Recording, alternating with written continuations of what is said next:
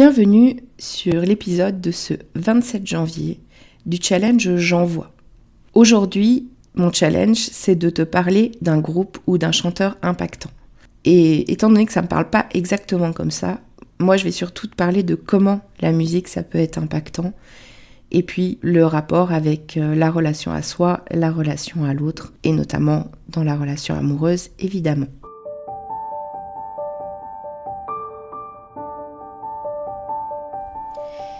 Et si je te parlais d'amour ? Ça t'est déjà arrivé, toi, de te demander comment font les autres qui arrivent à construire une belle histoire d'amour ? Ou alors d'enchaîner les relations au bout desquelles tu tombes toujours du carrosse de l'amour, te retrouvant seul encore une fois au bord du chemin ? T'as déjà eu l'impression que quelque chose cloche chez toi, ou t'as déjà eu peur que les choses se reproduisent encore ? Peur de pas faire les bons choix ? Que tu sois célibataire ou en couple, si tu t'es reconnu, alors c'est que tu es au bon endroit. Nous rencontrons tous à un moment ou à un autre des difficultés en amour, parce qu'on nous a bercé de beaucoup de choses fausses à ce sujet. Et il y a toujours un moment où cette personne si proche de nous vient toucher quelque chose de sensible en nous, une blessure. Bienvenue sur L'amour n'est pas un conte de fées, le podcast qui va t'apporter des clés essentielles sur les dynamiques amoureuses et t'aider à voir la merveille que tu es, pour que tu te sentes légitime de vivre cette belle histoire d'amour dont tu rêves, plus inspirante et plus épanouissante. Je suis Amandine, ta coach en intelligence amoureuse, et ça me tient à cœur de te partager tout ça parce que l'amour a toujours été mon sujet de prédilection. Et je pense que tout le monde a le droit de croire en sa magie. On y va ? Tu me suis pour laisser tes freins dans le passé ?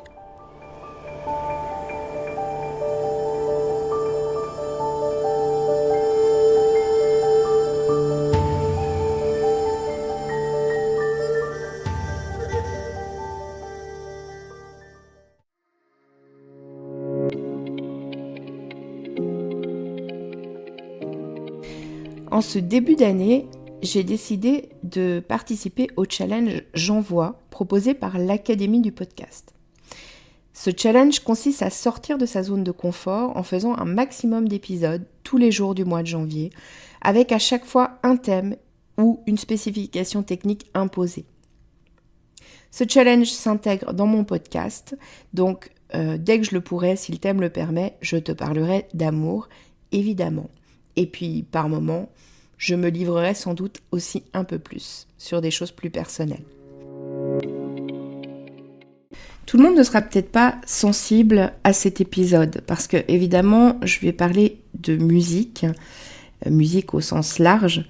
Et je sais pas en fait si toi qui m'écoutes, tu as une corde artistique ou une corde musicale. Ce que j'entends par là, c'est que je sais pas si la musique elle a une place dans ta vie ou pas particulièrement, parce qu'effectivement, ça dépend des gens. Mais voilà, c'est mon challenge du jour. Et du coup, c'est de ça que je vais te parler aujourd'hui. J'ai pas choisi un groupe ou un chanteur impactant en particulier, parce que j'en aurais été bien incapable. Dans le sens où, à part à l'adolescence, où effectivement j'avais mon chanteur, enfin mes deux chanteurs dont j'étais fan. À l'époque, c'était Patrick Bruel et Florent Pagny. Depuis fort longtemps, on ne peut plus dire que j'ai vraiment un groupe ou un chanteur préféré. Et puis, il y a des choses dans la musique, dans les chansons, qui m'impactent, mais je ne pourrais pas définir un groupe ou un chanteur en particulier qui m'impacte. En fait, notamment depuis que je chante, je me rends compte que je choisis par exemple les chansons que je vais travailler un peu au gré de ce que je suis en train de vivre dans ma vie à ce moment-là ou au gré de ce que j'ai besoin d'exprimer comme émotion, ce que j'ai besoin peut-être de partager d'une certaine manière ou de libérer ou d'évacuer. Il y a une chanson à un moment donné qui me permet d'extérioriser ça. Mais je me dis que la manière dont tu peux transposer ça dans ta vie, si la musique ça a aussi un sens et que ça compte aussi pour toi, que tu chantes ou que tu chantes pas, t'as peut-être remarqué qu'il y a des moments où t'écoutes certaines choses et il y a d'autres moments où t'écoutes d'autres choses. où il y a un besoin d'écouter quelque chose qui bouge beaucoup, par exemple, ou qui est très vivant, et que, je sais pas, ça te donne la pêche, ça te réveille le matin, ou autre chose. Et puis, qu'il y a peut-être des moments où tu as besoin d'écouter des choses plus tristes, ou des choses plus nostalgiques, ou alors des choses qui ont plus de sens, des paroles qui parlent d'un sujet important, ou d'un sujet grave, ou des choses comme ça.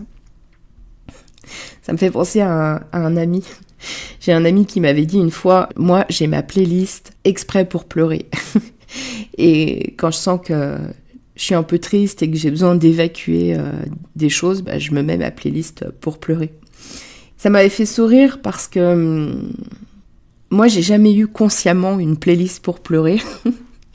Mais ceci dit, dans le passé, j'ai beaucoup été dans ce registre-là. C'est-à-dire je me servais beaucoup de la musique pour évacuer mes émotions, et notamment mes émotions de tristesse.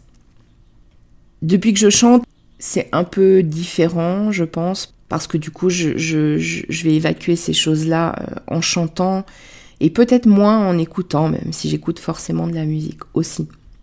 Mais en tout cas, j'ai moins ce besoin d'aller sortir mes larmes en écoutant des chansons tristes. Alors tout le rapport que j'ai envie de te faire avec ça, c'est que même si au détour de te parler de moi et de mon expérience avec la musique, ce que je voudrais te dire surtout, c'est que la musique, pour certaines personnes, en tout cas, ça peut être quelque chose d'impactant. Et que on peut se raccrocher à un groupe ou à un chanteur en particulier. On peut aussi juste être à l'écoute des musiques, des chansons qui vont nous toucher à tel ou tel moment. Je trouve que c'est aussi une manière d'écouter ses émotions. Et écouter ses émotions, c'est important aussi pour les libérer. Parce que ce qui fait qu'une émotion, que ce soit la tristesse ou la colère par exemple, reste et s'installe entre guillemets trop longtemps dans ta vie, c'est souvent parce que quelque part tu l'as pas écoutée, cette émotion. Parce qu'une émotion en soi, ça dure quelques secondes, grand maximum.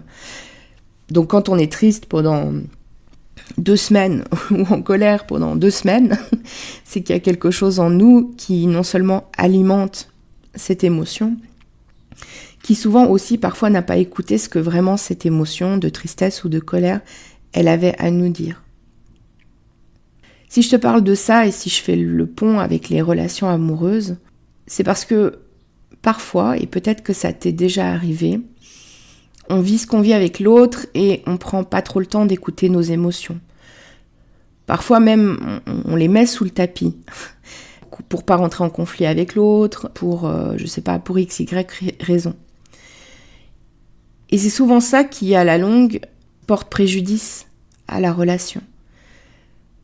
Parce que les émotions qu'on met sous le tapis, je dis souvent, le problème avec ça, c'est que quand tu rentres chez toi le soir, tu butes sur le tapis parce que, tu sais, quand tu mets les émotions sur le tapis, ça commence à faire une bosse. Puis plus tu en mets, plus la bosse est grande. Et tu butes sur ce tapis tous les jours en rentrant à la maison. Jusqu'au moment où il y a tellement de choses sous le tapis que le tapis ne peut plus les contenir et qu'en fait ça déborde ou ça explose. Et ça, c'est un peu le propre des émotions qui n'ont pas été écoutées. Alors pour en revenir à la musique, ce que je te propose, c'est que c'est un moyen comme un autre de te laisser écouter tes émotions, de les libérer, de les laisser couler. Peut-être d'en prendre conscience aussi. Parce qu'il n'y a pas de hasard, si telle ou telle parole dans une chanson vient te mettre la larme à l'œil, c'est peut-être qu'il y a quelque chose à écouter de ce côté-là. Et que tout ça, c'est aussi une manière, en tout premier, d'être en bonne relation avec soi, et en conclusion, d'être aussi en meilleure relation avec l'autre. J'espère que la manière dont j'ai répondu au challenge de ce jour aura pu t'inspirer. Si l'épisode t'a plu, je te propose de le partager, de venir aimer la publication sur Instagram qui parle de cet épisode. Et si tu en as envie, de venir me parler en MP sur Instagram. Ça me fera un grand plaisir d'échanger avec toi. Je te dis à demain pour un nouvel épisode de J'envoie, qui sera un épisode les yeux fermés. Bye bye!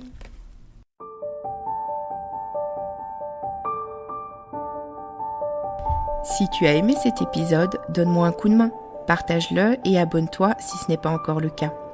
Si la plateforme d'écoute le permet, n'hésite pas à lui donner 5 étoiles.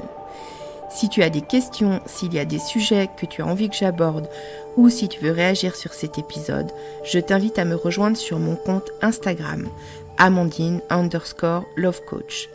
On se retrouve là-bas? À très vite!